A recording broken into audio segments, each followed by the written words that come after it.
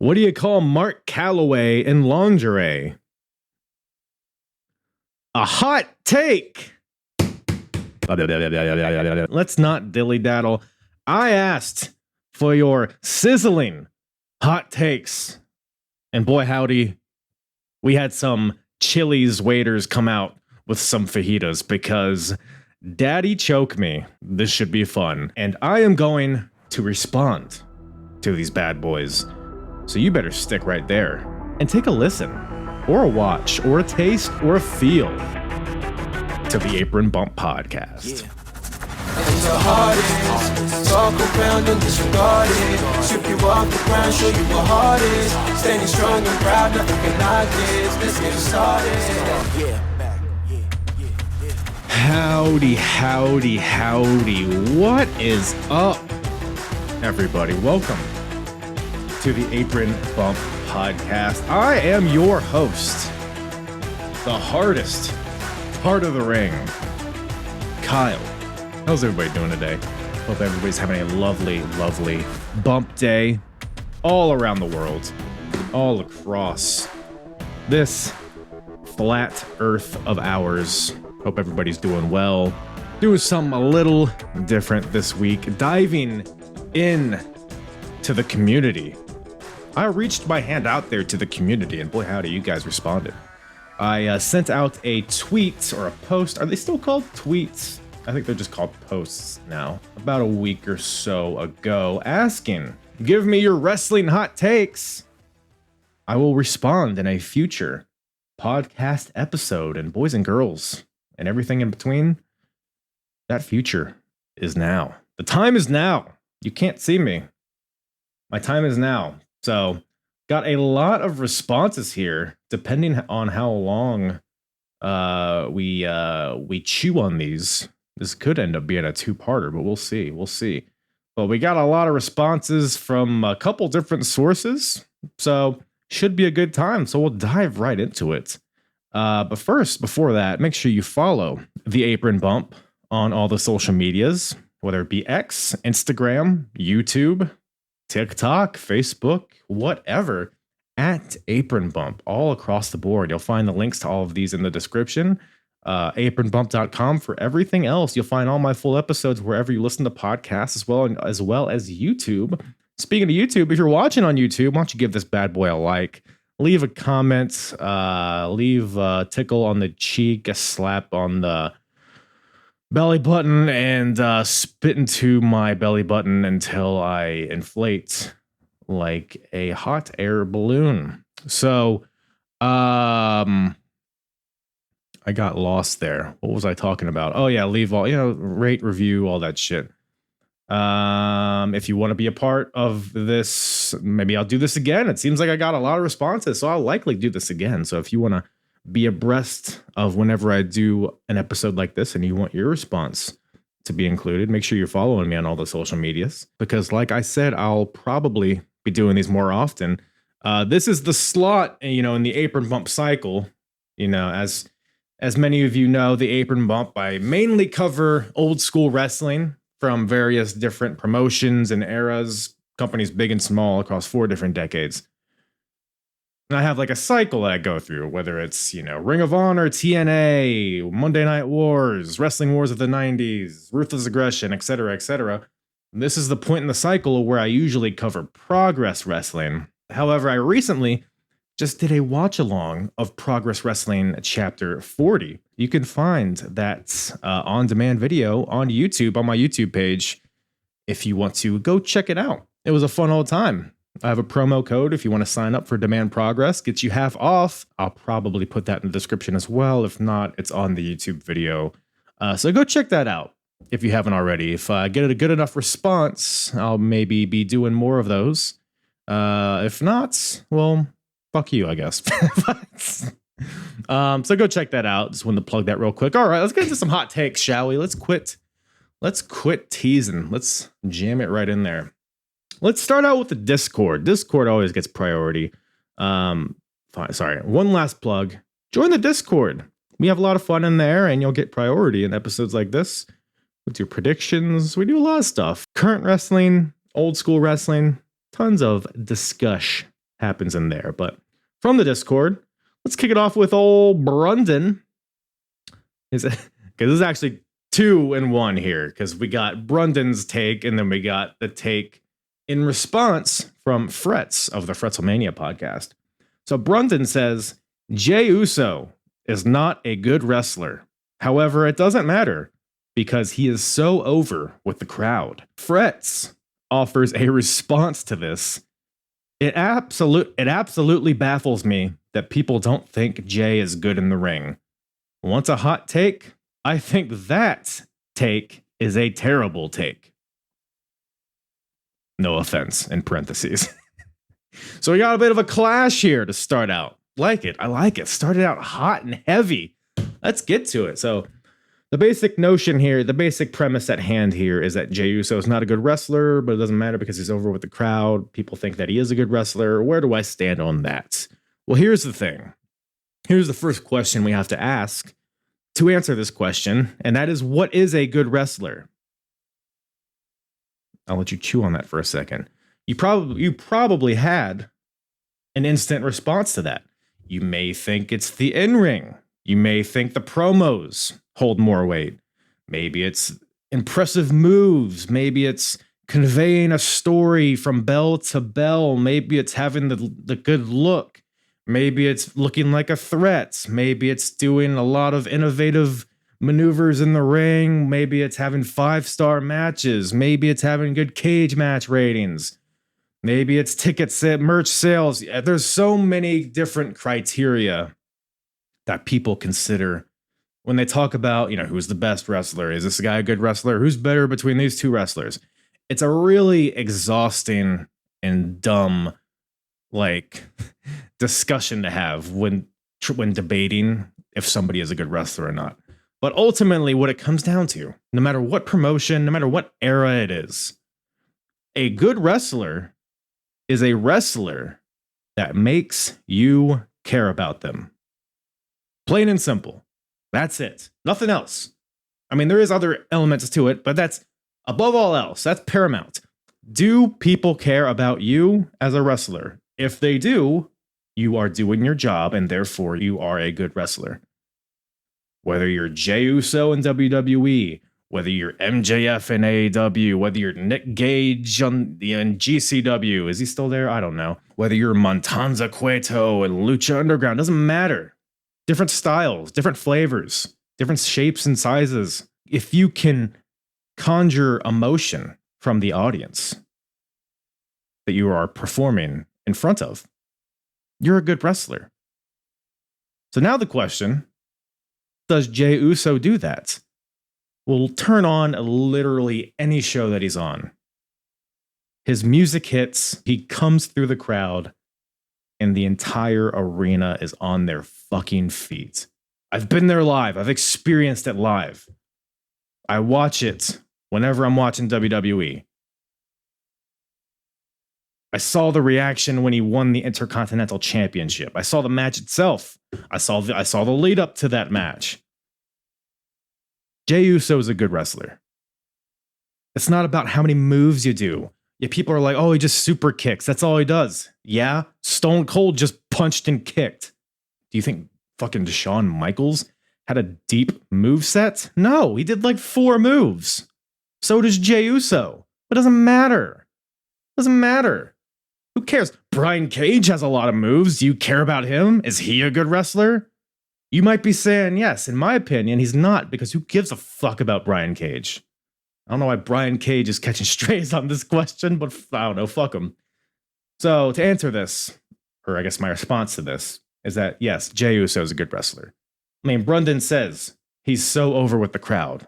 That statement in itself means like he's a good wrestler. Plain and simple. Like, take your star ratings, take your bangers, take your forearm trading, your false finishes, all that boring shit, and just throw it to the side and don't let it cloud your judgment. Jey Uso is a good wrestler. He's a great wrestler. Plain and simple. Another one from Fretz from the Discord. By the way, check out the Fretzelmania podcast, wherever you listen to podcasts. I've been on it a few times. He covers old school wrestling just like the hardest part of the ring. So go give it a check out, Ski. Fretz says, If done right, the 24/7 title could be a fun part of TV again, like go to weddings, football games, Kane's mayoral debates, airplane rides, etc., and make it a true 24/7 social media title that can change hands and does anywhere. Well, so if I'm reading this right, you're saying that like because that's what the 24/7 title was when it existed. Like celebrities were winning it, people were rolling each other up on like newscasts and like behind the scenes at like different meet and greets and various events outside of the arena and outside of TV. That's what the 24/7 was. So there's no real changes to how it was perceived on TV. It's just a waste of time, man. It's just who cares? Who cares? The hardcore title, which is the title that it always gets compared to, purely, I think, just for the fact that it's a 24/7 title. The hardcore title had it like translated into content for the television show, whereas the 24/7 title, like, I don't know, if you want to have fucking Gronk hold this championship up, like, what does that do? Who cares? You know, like he's not having matches on TV. So no one gains anything. And what is lost is potentially TV time on the weekly television shows. The hardcore title, as the title suggests, was a hardcore championship. So you had like your plunder, your weapons, your extreme quote unquote stuff. Remember, the hardcore title was around when ECW was around. So there was a hunger and an appetite for that style of wrestling. I don't think that style of wrestling can be truly taken advantage of in modern day WWE. I don't think people care about that. Like a lower tier 24/7 title, I just don't think has a place in wrestling, personally. It's a waste of time, in my opinion. So I'm very glad that Nikki Cross tried to throw it in the trash, I guess. Do you think it's still on the floor somewhere? Scott George from the Discord chimes in, says, Ilya Dragunov is better than what he's being booked and deserves to be on TV weekly. So I think this might have been sent before it was announced that he tore his ACL and is going to be out for 6 to 9 months. So with that being said, that aside, Dragunov's great. He's just such a unique character, so intense. Nobody wrestles like him on the roster. And the stuff that he's done in NXT UK and in NXT US speaks for itself. I think he's super exciting to watch. Like I said, just a unique presence. And I think he absolutely deserves a spot.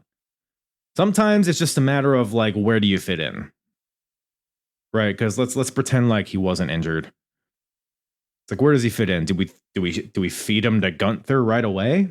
I don't think. People are clamoring for that. And of course, I would love to see that again. But it's like, why do we need to blow our load right away? Ilya versus Gunther. I know that's not necessarily what this take is talking about, but like, Ilya is being introduced to this audience. I know many people know him from NXT, but some don't. I mean, do you book him in the Intercontinental Championship picture? Because right now, that's, Braun Breaker was the champion, and now Jey Uso has it, and I'm sure that's going to bleed into the Bloodline story, and Braun Breaker, in his own right, is cultivating a dominant reign of his own, or he was until he lost the title. So that picture is pretty clouded right now with other stories going on. He was inserting himself into the Judgment Day story before he got injured. So my response to this take is I enjoy Dragunov. I would love to see him on TV weekly. It's just a matter of him having a spot. Sometimes there's just not a spot to slide into. Sometimes you're just the utility guy, and there's nothing wrong with that. They were keeping him around. He was on TV frequently, and I believe when he comes back, he will eventually come face to face with Gunther, or at least, insert himself into the IC title picture. He's going to be a focal point for years to come. So I wouldn't worry too much about that. One more from the Discord, and Fretz has another one. It says JBL is one of the worst gimmicks of all time. To go from APA to Ted DiBiase Light when he could have reverted back to Blackjack or Stan Hansen Light sucked huge. His title run was boring and a good reason to avoid SmackDown for a year. So I'm about to enter this era of WWE in my podcast, and I'm very curious in consuming the JBL title reign for the second time because I lived through it as it was happening. I remember not being super stoked about it as it was happening, but I'm looking forward to taking another look at it and see if maybe it was better than I remember, because sometimes things are. JBL, one of the worst gimmick changes of all time. I mean, I could name 20 that are worse. I mean, because at the point, he was Bradshaw, one half of the APA. So, which is the gimmick is what? A big brawling badass. So they take out Ron Simmons. I forget. Then he gets like fired in kayfabe. So now we're just left with Bradshaw, big brawling badass. So if they were to do what you suggested, Fretz, and just revert him back to Blackjack, Stan Hansen Light when he was Justin Hawk Bradshaw, I don't think that would have been better. Like, that wouldn't have been a gimmick change. That would have just been a aesthetic change. In fact, they kind of did do that when they first broke up the APA. In the initial draft, when Farouk went to SmackDown and Bradshaw stayed on Raw, they gave Bradshaw like the short tights and the cowboy boots. He came out with the bull rope and a cowboy hat. They basically did that, and it sucked. It was not good. I don't even know if I would say it sucked. It just nobody cared about it. And I mean, who can forget that? What was it? It was Bradshaw and Trish versus Chris Nowinski and Jackie, which is heralded as like one of the worst matches ever. Not to say that was Bradshaw's fault, but like I said, they tried that, was not successful. JBL, I think, is not as bad as people make it out to be. And like I said, I'm about to enter this era. I'm about to live through it through real time again. So, I mean, just follow along with the apron bump and we'll see if that opinion changes. But JBL, he was a good heel. He's a great talker. It was a unique character for the time. You know, Wall Street. It was a very dramatic change to his character, which I think, like, if you're going to, like, commit to Bradshaw, especially in the spot that he was in, the WWE champion, it has to be a dramatic change. If you made him, if you went from APA to Blackjack, that's not really a change. That's just, like I said, it's just changing your gear and how you're presented aesthetically. And I don't think anybody would care more about Bradshaw than they did when he was in the APA. Like, I think he'd still be a middling kind of, oh, nice to see you, I guess, but who cares kind of guy. Whereas JBL garnered heat from the audience. Now, at times, is that go away heat? Is that real heat? I think it was a little bit of both. But like I said, I don't think JBL is close to one of the worst gimmick changes of all time. I mean, let's think about a few worst gimmick changes of all time. Let's see here. I don't know. How about Beaver Cleavage? How about Stardust? How about all of Baron Corbin's iterations, like King Corbin and Constable Corbin? How about Avatar, Shinobi, Shorty G, Golga, Naked Midian? Like, yeah, JBL was on a bigger stage than most of those guys, but I don't know. I thought it was a net positive in terms of Bradshaw's career, I guess. Got another one from @KYD Justice on X. Says, critiquing everything every wrestling company doesn't make you smarter than everyone else. It just makes you come across as unlikable and a shill. Fans in general are the worst part of pro wrestling. 100% agree. I think, unfortunately, we've just entered this period, I mean, in society, where everybody has an opinion. Like, we're so connected to these celebrities and to these forms of entertainment. And unfortunately, everybody has a voice now. And I've said this before. It seems like wrestling fans today their priority, and this is not everybody, but a lot of people online, their priority is looking smart and not enjoying wrestling. Like if you're a wrestling fan, shouldn't your number one priority be to put yourself in a position to be entertained by the entertainment medium that you're consuming? Whereas it feels like a lot of people will shove that fun aside in order to be perceived as being smart by strangers. And it's a very strange like dynamic that has been established on the internet, all the social medias, what have you. So yeah, it's obnoxious. I completely agree with this. The tribe, I don't even like get into like the tribalist dynamic on social media because like honestly, I just don't consider those people real people. Like people who are just like, you know, the tarps, like people like to take pictures of the crowds and they're tarping off areas, or they're, you know, screenshotting ratings when they're not that good, or they're, you know, botch accounts that just like will pick one company and just clip any botches that happen on any of their TV shows. Like that segment of the audience, I don't consider to be real people. Like they're like, I like they don't offer anything to this earth.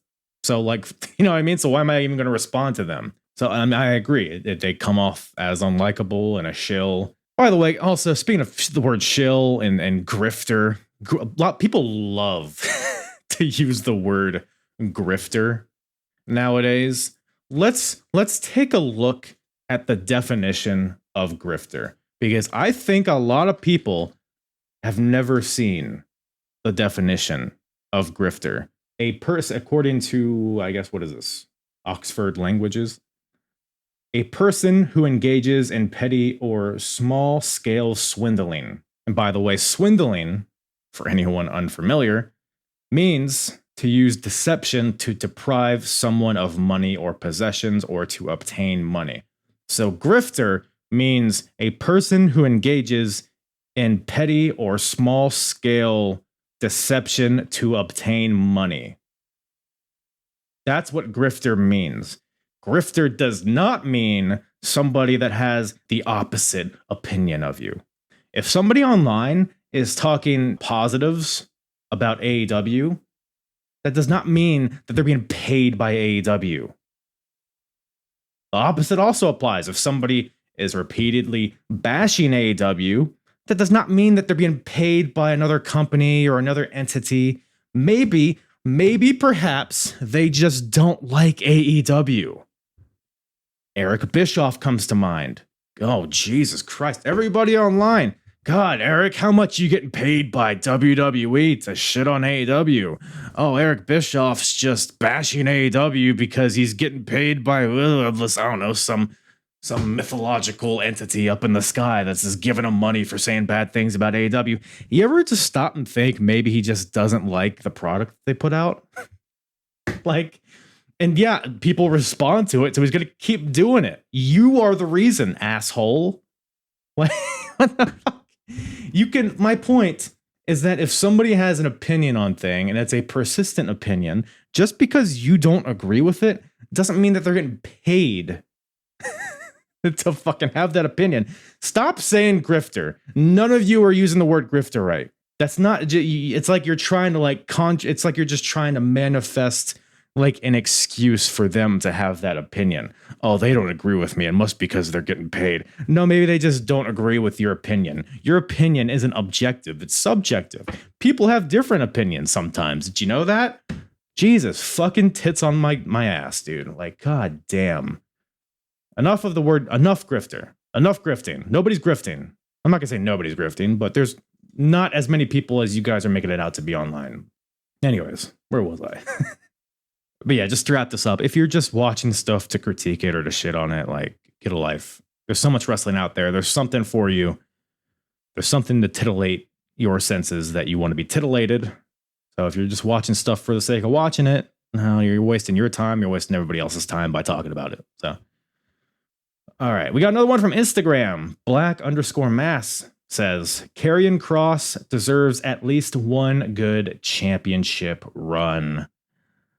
All right, here's another. We're talking about pet peeves, talking about words that are used online that annoy me. Karrion Kross deserves at least one good championship run, you say. The word deserves. Let's talk about deserves. Wrestling fans have no authority on who deserves anything. Tenure, how many matches you have, whatever. Like, there are a lot of people that work hard in wrestling. A lot of people that work their asses off that don't even make it to a stage of WWE or AEW. For years and years, decades and decades, does that mean they deserve something just because they worked hard at it for a long time? No. You know who deserves to have championships in WWE or any other wrestling company? You know who deserves championship runs? Wrestlers that the crowd responds to and wrestlers that make sense to hold those championships to facilitate stories on that wrestling program. Those are the people that deserve, quote unquote, championship runs. Just because somebody's having good matches or has a good character or has a good promo, what have you, doesn't mean they deserve anything. And wrestling fans have no say in who deserves anything in any wrestling company. Karrion Kross deserving a championship run. Does he, though? Based on what? Like, do you like his character? Look, if you like Karrion Kross's character, that's fine. I understand it. He's a good promo. The Final Testament. What's this faction called? The Final Testament, right? Like, it's whatever. It's cool sometimes. They have a cool presentation. Like I said, he's a good talker. I enjoy his promo style. I enjoy his out of the ring, how he presents himself, his look, the whole gimmick, the whole presentation. I'm a fan of that, right? Then he comes out to the ring, gets in the ring, and then the bell rings. And then he proceeds to shit his pants every single time. He is I think I've even talked about this on the podcast before. Karrion Kross is a huge dude. I've seen photos on him on Instagram or whatever, doing like jujitsu and MMA and all that stuff, right? So he's proficient in combat. So he has that like legit credibility behind him. Like I said, he's a tall guy, pretty muscular, has a cool look. But then he gets in the ring and he's just so goddamn soft with everything. He's so boring. Holy shit. Who could possibly give a fuck about a Karrion Kross match? Gee Willikers, his finisher, what is he called? The cross hammer? Which is basically a hidden blade, but like, like that episode of SpongeBob where he's doing like barbell cleans, but he has like teddy bears on the ends of them instead of like metal plates. That's the comparison from the hidden blade to the cross hammer. He's like, look at this big menacing dude, and he runs at him and he's just like, eh. It's all of his offense. Big dude, big jacked, tattoos. He's got a beard, he's a big jacked guy, goes up to him, clenches his fist, and he goes, yeah. Lay it in, Karrion. Jesus, have some sort of authenticity to your offense. Make me believe that you're out to hurt your opponent, because as of right now, I do not buy that shit. And I'm so pissed off because he's such a good character, and it could translate to something special if he wasn't so dog shit bell to bell. Jesus Christ. For the love of Pete. So no, he doesn't deserve a championship run, in my opinion. I think Paul Ellering deserves a shot before he does, but I digress. Kratzo on X, at Kratzo, says, okay, so my initial tweet, there's some context for this. My initial tweet was, I think I'm going to enter my generic wrestling content creator era. Seems to be very fruitful. Give me your wrestling hot takes. We'll respond in a future episode.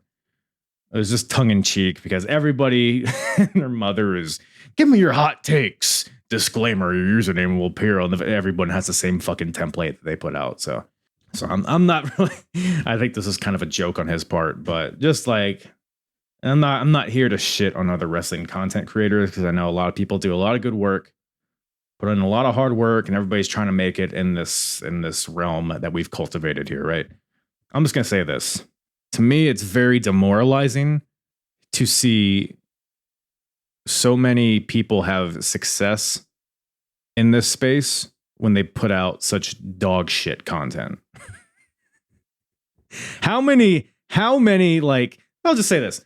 If your content is, quote unquote, is talking about making content more so than it actually is the you know what I mean? It's like there's people out there they're talking more about like, I need these many views to become a Twitch partner, and I'm looking on editing, and now I'm editing this, and then here's my setup, and here, like, at what point is like, what do you even do? Like, do something creative, do something. People are engaging with this stuff, so who am I to say? But I don't know. It's just very, like I said, I don't want to get too much into it because it just comes off bitter, and I don't think you grow by shitting on others. But there's some people that deserve to be shit on, and there's also like a big demographic of people like with the fucking over the top. This is the one thing I'll say. This is the one thing that pisses me off. I don't know, like, how many raw watch-alongs do we need out there? It's just people over exaggerating their reactions to try to get clipped and put on Raw. That's all they're doing. Oh, Jey Uso's out there. Oh, Jey, he's cooking. Oh my God. Eyes popping out. Fucking Jesus Christ. Do you have a soul? Anyways, that's all I got to say about that. Frank from the Last Minute Wrestling Podcast at LMW Podcast on Twitter. He has a few for me. He says Ruthless Aggression Era is better than the Attitude Era. Now, spoiler alert, I plan on doing a whole video on this because I think there is that much to say about it. But I'll just say this here. I think that's a perfectly fair opinion. Ruthless Aggression, Attitude Era, when comparing them, they're very different eras. And I think it's pretty safe to say Ruthless Aggression will give you better in-ring bell-to-bell stuff. You can say maybe some of the characters. You might prefer the characters in Ruthless Aggression. You might prefer just the overall presentation of the product, people involved, the pay-per-views, the main events, all that stuff, right? The different style. That's fair, right? The Attitude Era is an era where if you didn't live through it, like if you weren't watching live, I just don't think you can understand why it was so good. Like the Attitude Era, and again, I'm going to do a whole video on this because I think there's so much to dig into here. When people say this isn't even really a hot take. I see this take all over the place. I would say the majority of people feel this way. The Attitude Era wasn't that good. And they say this because the in-ring action wasn't that good. But turn on an Attitude Era event. People are going bananas, packed arenas, signs all over the place, camera bulbs. People are losing their tits over what is happening in front of them. Even if maybe the athleticism isn't there always, or, they weren't getting 5-star Dave Meltzer, whatever the hells. But the characters, the storylines, you were invested in the people that were on your screen. Not only that, but the Attitude Era, this is the key point. The way the Attitude Era meshed with where society was at the time is what made it so good.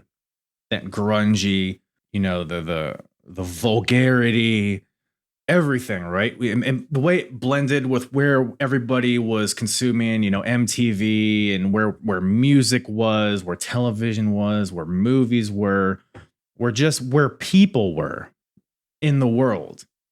Attitude Era fed that appetite perfectly in the context of a pro wrestling medium.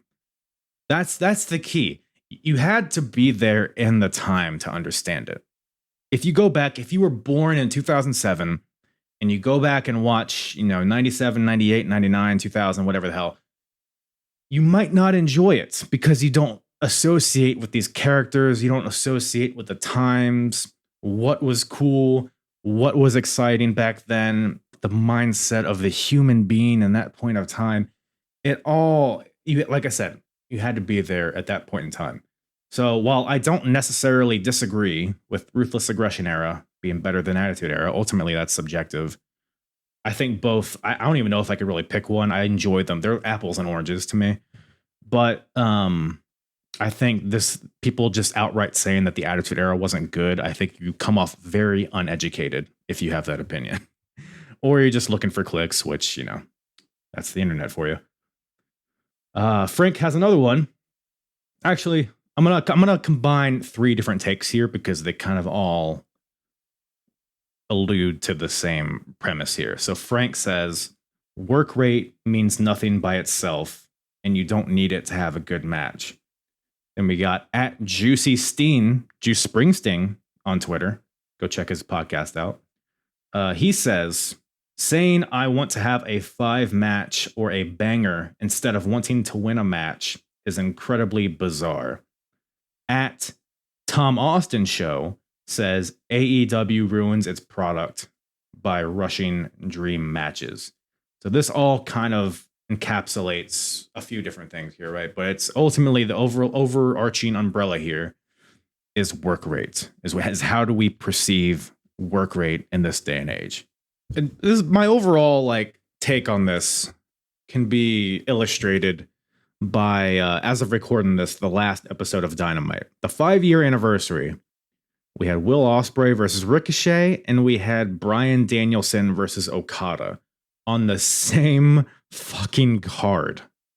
Crazy. Insanity. I'm watching the show. I watch it all 2 hours, or 2.5, whatever it was. I felt nothing after it. It didn't give me any emotion. At the end of the day, wrestling or any TV show, any medium of entertainment should give you some sort of emotion. And I had no emotion. They were mechanically good matches, like Ricochet, Will Ospreay, hell yeah, man. Athletic guys, super crisp offense, very impressive sequences, fun stuff. Bryan Danielson versus Okada, pretty hard hitting, good technical stuff. Sure. Felt nothing. Who gives a shit? 4.25 stars or whatever the hell. Yeah, cool. Who cares? So Frank's statement of work rate means nothing by itself, and you don't need it to have a good match, I completely agree with. Work rate, I don't even know really what work rate means at this point. Is it the amount of moves that you do? Is it the amount of false finishes in your matches? Is it how stiff you are with your strikes? I don't even know, but yeah, just the physical things you do in a match. I'm not going to say they don't matter, but if that's all you got, if you're doing these impressive stuff, if you're doing these impressive things in the ring and nobody cares, then you're not a good wrestler. You're just not. That's not good wrestling. I don't care how many pile drivers you do. I don't care how many pump knee strikes. I don't care about how many finisher trades you do. If the crowd isn't reacting to you good or bad, then you suck. And the match sucks. By the way, I'm not saying that this applies to Ricochet, Ospreay, or Danielson, Okada. I'm not saying that. But I'm just saying, those 2 matches, they were good matches, but I'm going to forget about them in 2 weeks. Just because there's just this hunger for bangers. Everybody loves that word. Banger, banger, banger. I've said it too, I'm sure, ironically. But this hunt for bangers in terms of wrestling matches. By the way, a banger is not the same as a good wrestling match. I'm just going to put that out there. A good wrestling match is I don't know, Bret Hart versus Steve Austin, WrestleMania 13. Or Okada, Kenny Omega, even. Nigel McGuinness, Bryan Danielson, etc., etc. Bangers are these matches that kind of just have what I just talked about, right? You hit your finisher, I kick out. I hit my finisher, you kick out. We get in the middle of the ring, we trade forearms. Dish. A couple more false finishes, maybe drop you on your head here, drop you on your head on the apron. A couple enziguris, couple pump knee strikes, pump kicks. Go on for 25 minutes just doing shit, and then somebody will win. That's a banger. There's several of those every week. Every week. Several of those. Among all the shows. A good wrestling match is a match that elicits emotion from the viewer, something that gets you invested in the result of that match, something that you remember for years and years to come, something that makes you feel. And when there's all of these bangers, when it's just dream match, oh my God, boom, boom, boom, banger, banger, banger, banger. If everything is special, nothing is special. Let me say that one more time. If everything is special, nothing is special. Now, I'm not sitting here and being like, oh, people should people should have worse matches. No, that's not what I'm saying at all. I'm saying a lot of the booking patterns today, more so in AEW than WWE, are geared towards these dream matches, which is what Tom Austin says. AEW ruins its product by rushing dream matches, is what his take was. And I agree with that. Okada, Danielson. These two came out on Dynamite. I didn't give a shit. You know, I won't even say I didn't give a shit, but I was just very whelmed. Not overwhelmed, not underwhelmed. I was very whelmed. I was like, okay, here's a match. Bryan Danielson, Kazuchika Okada is a crazy matchup.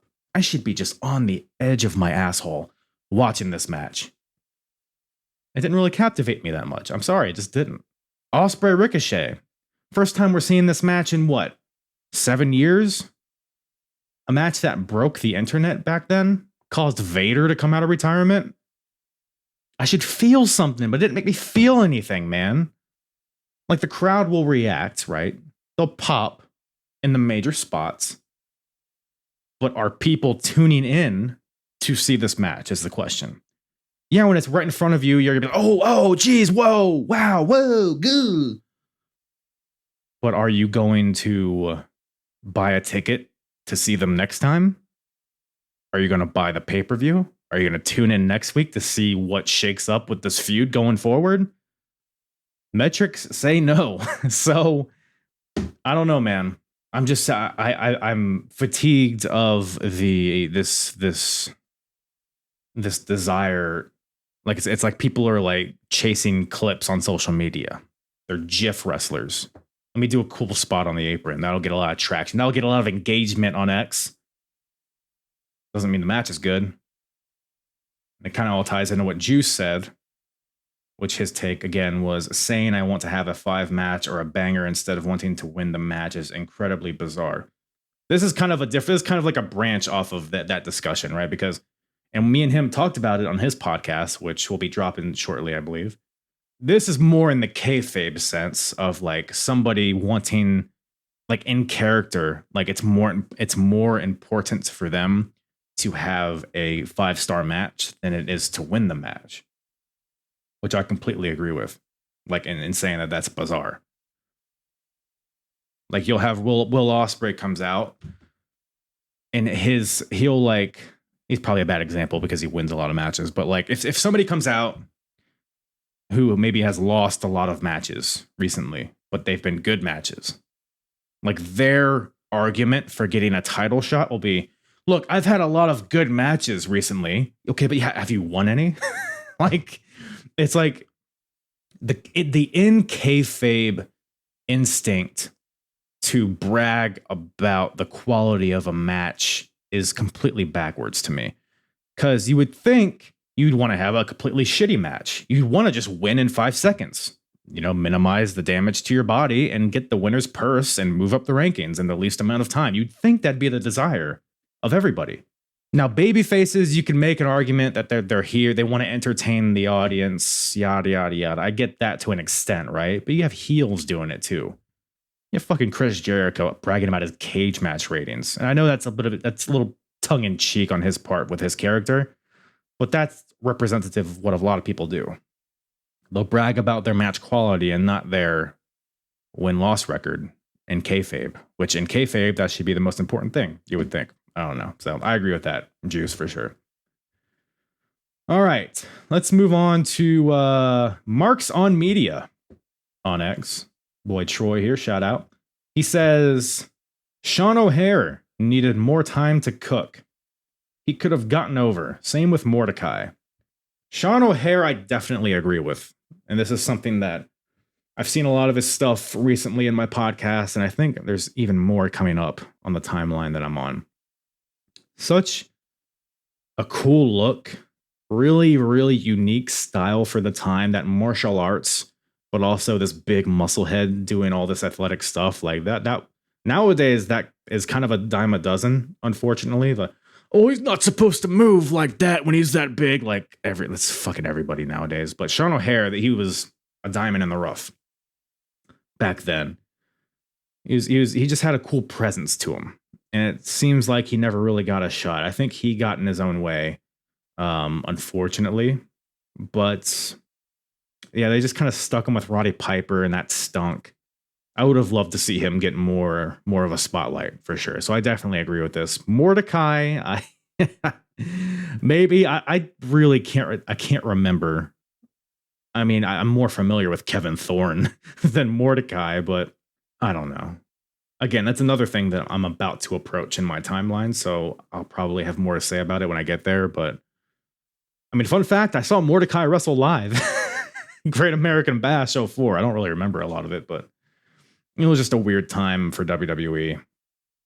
Not a lot of good talent to work with. Mordecai, I mean, he wasn't that bad from what I remember, but I don't know. How many spooky fucking characters do we need? How many demonic characters? I know he's kind of like the opposite of demonic, but you know what I mean, right? So Frank has one more at LMW Podcast. He says, Spike Dudley is a better wrestler than Naito. I don't think this is a hot take at all. Pretty cut and dry, I think. At Scottish Jug... Nowadays, probably. I'm sure Spike can move better than Naito. Gee whiz. Pack that Destino in, Tetsuya. Enough. Find a new finisher. You have like 78 other moves that have names with them. Use one of them as your finisher. At Scottish Juggalo on X, he says that he's had this take since 2005. Undertaker and Kane should have wrestled Heidenreich and Snitsky at WrestleMania 21. There was months of story heading into that. WrestleMania 21 had a lack of gimmick matches anyway, aside from Money in the Bank, and it would have been fun. Interesting. So I can't offhand remember the story with Heidenreich and Snitsky. I know Taker... Well, no, yeah, I guess, because Taker and Heidenreich were feuding, right? They had a casket match, I think, at Royal Rumble 05, and then Kane and Snitsky. I think this is the Snitsky kicking the baby into the crowd and all that shit. I just don't think any of those individual feuds were particularly successful in terms of crowd engagement. Like, I don't think the crowd really cared. I don't think either feud was over, so I don't think combining the two would have gave you a net positive in that sense. So I don't think I agree with this one. And I mean, what implications does this have on WrestleMania 21? So you would take Kane out of the Money in the Bank, which that's fine. You could replace him with whoever. Undertaker, you wouldn't have gotten Undertaker versus Randy Orton at WrestleMania, which I guess it doesn't really matter because their feud would continue at like what, SummerSlam, right? I think it was. So you could have just postponed it. So I don't think that would have had much harm. Undertaker, Kane versus Heidenreich and Snitsky at WrestleMania 21. That just, when I put that in my mouth, it doesn't taste good. You know what I'm saying? Like, I get it. Like, they had stories there, but the question is, are the stories good? And I just don't think Heidenreich nor Snitsky were ready for that spot. So, but again, this is something that I will approach in my timeline pretty soon. So, who knows? Maybe my tune will change, but I disagree as of right now. Chris Soloma on X, at Soloma_Chris, says that he's not a big Will Ospreay fan. I mean, that's fair. I like Will Ospreay. I will say, and not that Chris here is necessarily saying this, but there's a big contingent online that thinks Will Ospreay is still like the no-sell guy. The guy that just flips and no-sells when, like, he hasn't really been that guy in like a decade.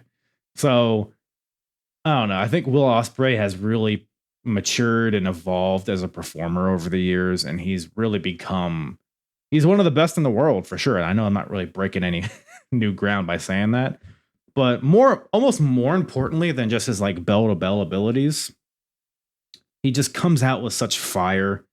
He has like star power radiating off of him, whether it's his attire that he wears, the jackets, just the energy. He like comes sprinting out of the tunnel, the way he engages with the crowd, his promo abilities, I think are very underrated. He has a lot of passion behind all the words he says. I think he's a great pro wrestler. So I disagree with you, Chris, but again, like if you don't like Will Ospreay, like that's fair. Like if somebody says they don't like Will Ospreay and your reaction is fuck you, you don't know wrestling, you're a fucking drone shill grifter, like shut up, asshole. At Booking Like a Mark, shout out Mark, just had him on my podcast recently. He says that Armageddon 2000 should not have featured a 6-man Hell in a Cell.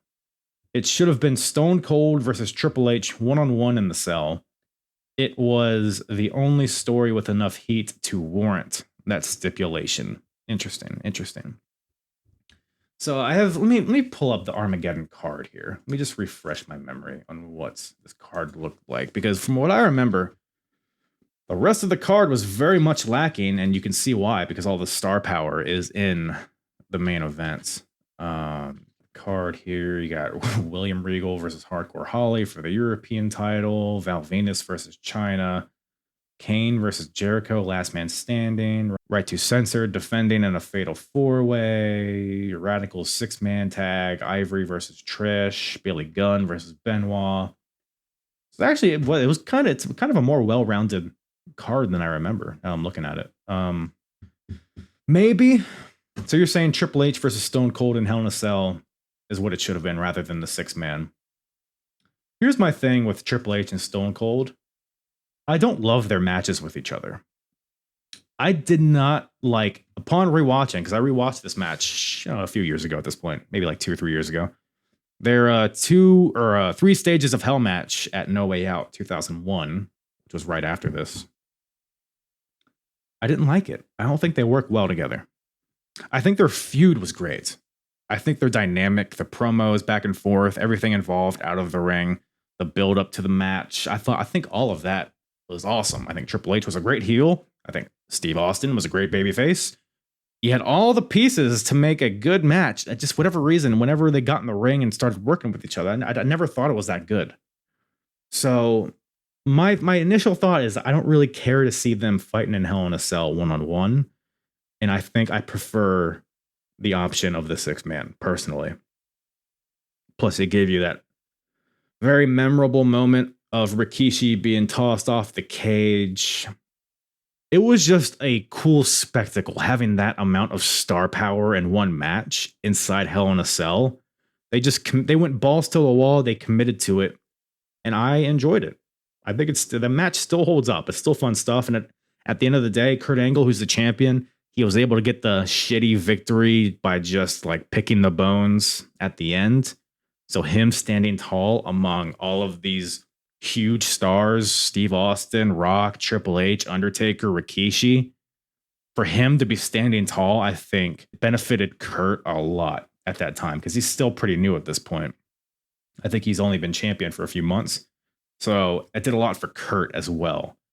So overall, I think I prefer the 6-man scenario over the scenario you're proposing for Stone Cold versus Triple H. I hear where you're coming from. I think I just personally disagree. I can't totally remember the dynamic between everybody going on at that point as far as like where the heat was. But I know Rikishi had just come out as being the guy that ran over Stone Cold, so he had some heat behind him. Taker is always a guy you can throw in there. I think him and Kurt had the match at Survivor Series that year, right? So they're still kind of feuding. You got the Rock and Austin dynamic, the Rock and Triple H dynamic. I mean, plus Triple H and Stone Cold are both still involved in this cell ultimately. So I think this all worked for me personally. So I was okay with it. Handsome Dan Lopez on X at Dan's Final Say says, Bret Hart was the bitch who was hard to work with. Shawn Michaels was the dedicated, giving professional who was easy to work with. So as far as being hard to work with, easy to work with, it's hard to say. I mean, Dan, unless you were there working with them backstage, I don't think you really know. I don't know. People listening don't know. So who's to say, right? But as far as Bret Hart being the bitch, Shawn Michaels being the giving professional, I think both guys. And it's funny, watching this the Mr. McMahon documentary on Netflix. My wife was watching with me, the softest part of the ring. And we were watching the Montreal Screwjob episode, which she's always been like she had always been like vaguely familiar with it, but she hadn't really watched a true like depiction of like all the actions that happened and the lead up and whatnot. So it was funny because she was conflicted with like who was in the wrong while watching it, and it's honestly like I still am too.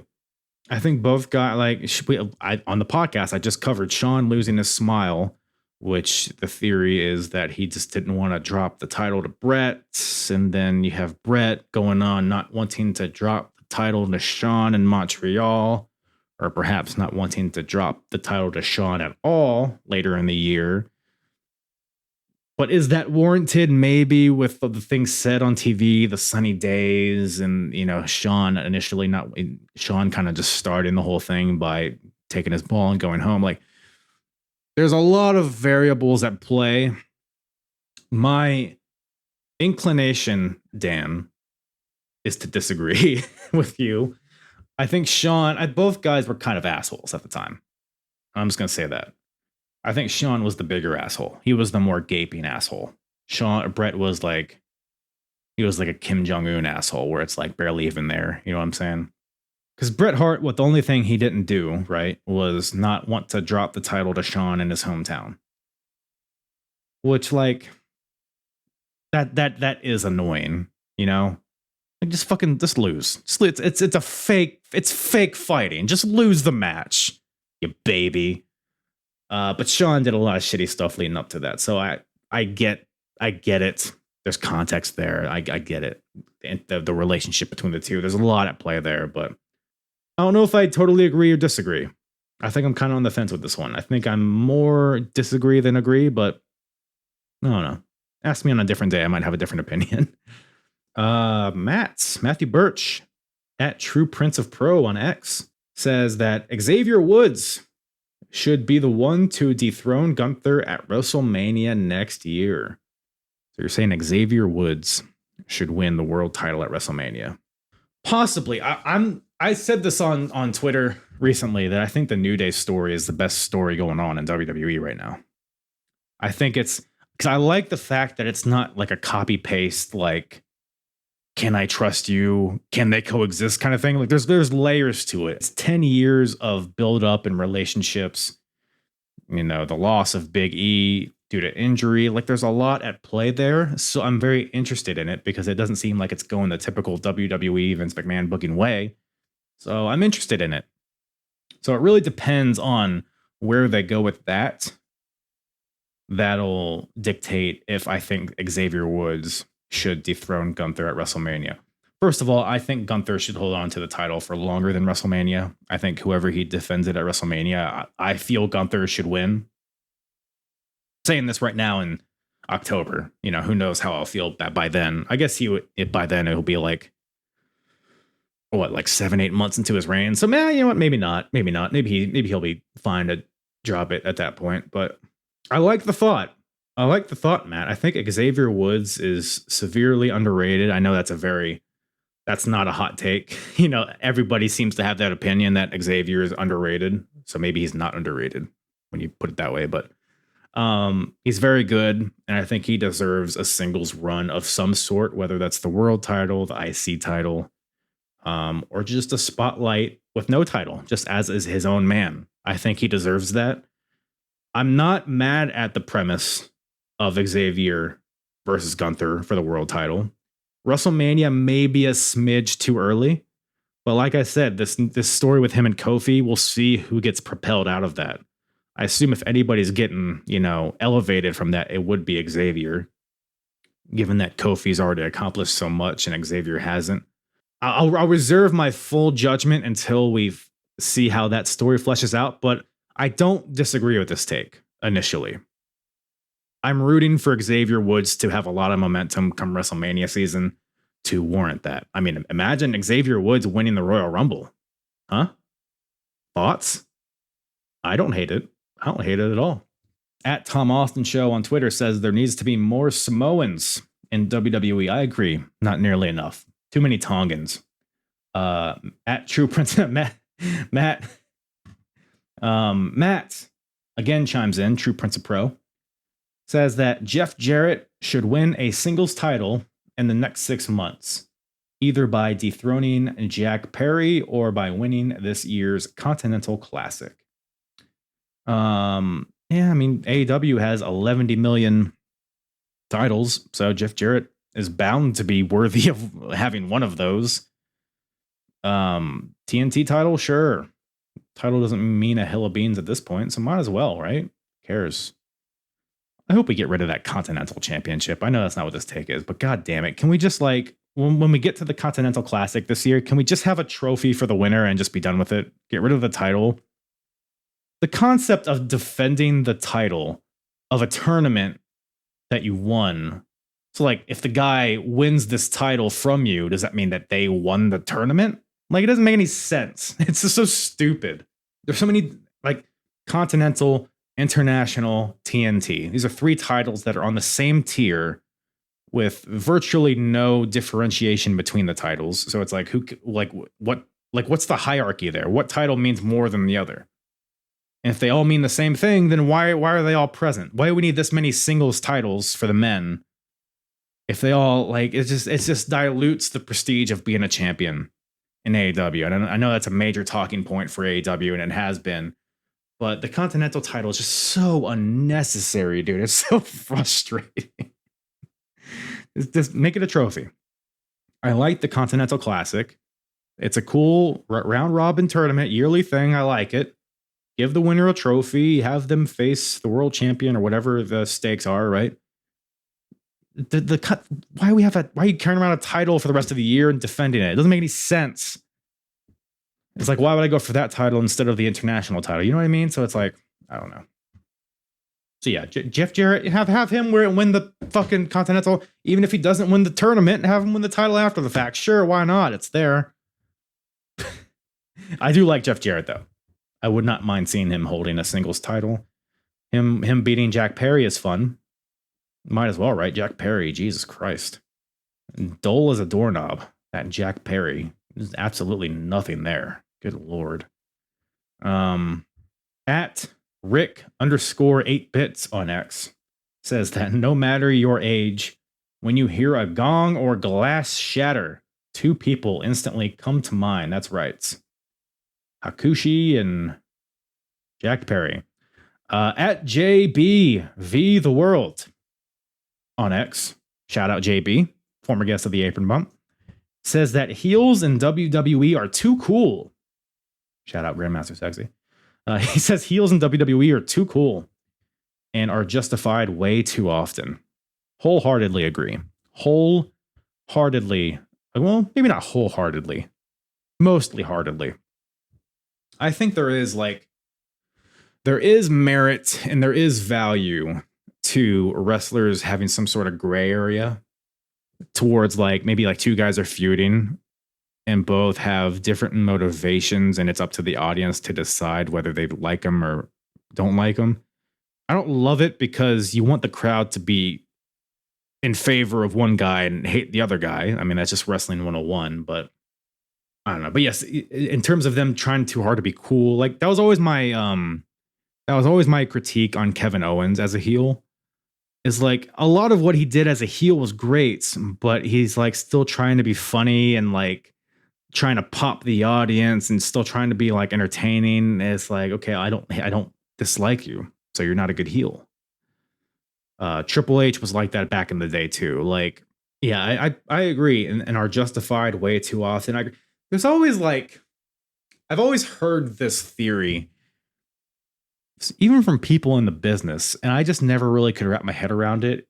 People say that the best heels are people that tell the truth, which I don't understand how that, because if they're telling the truth, why do you dislike them? I don't know. I feel like I mean, just being a heel in modern day wrestling is tough. I think very few people can truly do it nowadays. So they just have to evolve. Just have to evolve.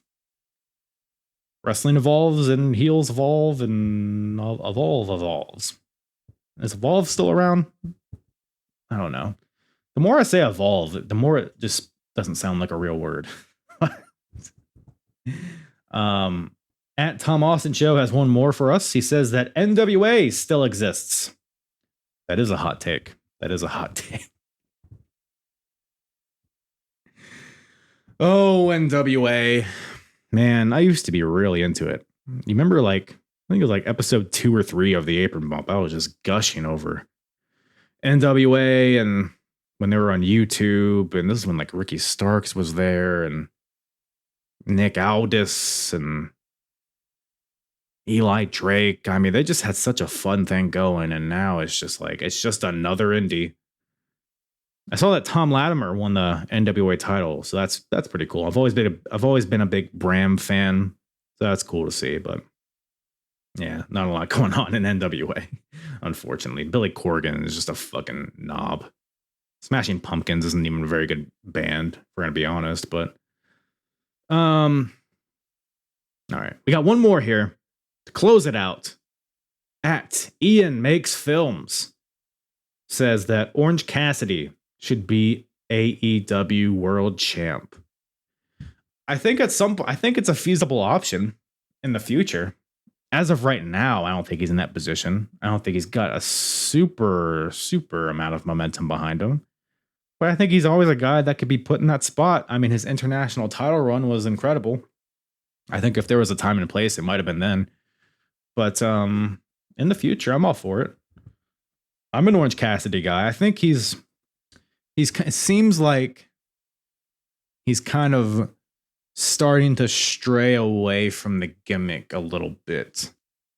Like, he feels a lot like he comes out, he's Orange Cassidy, he's like whatever, he has the thumb.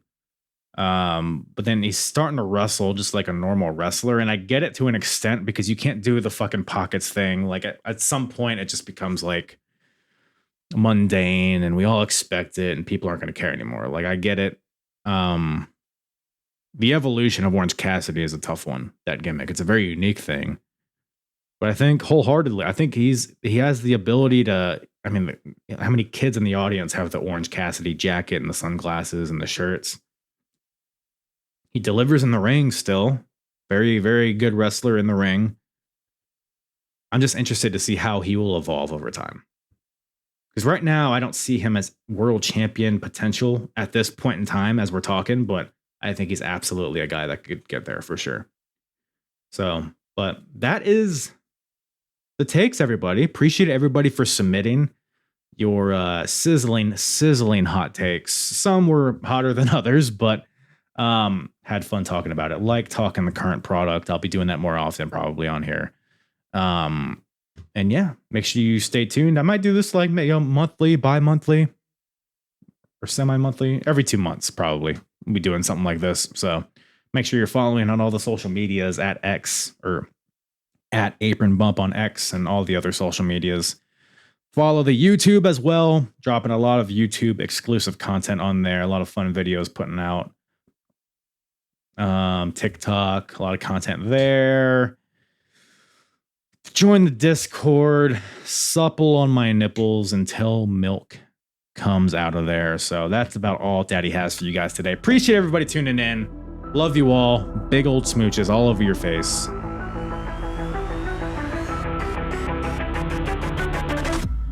I'm hard. Yeah. And the hardest, talk around and disregard it. Strip you off the ground, show you what heart is. Standing strong and proud, nothing can knock it. Let's get it started. It's the hardest, talk around and disregard it. Strip you off the ground, show you what heart is. Standing strong and proud, nothing can knock it. Let's get it started.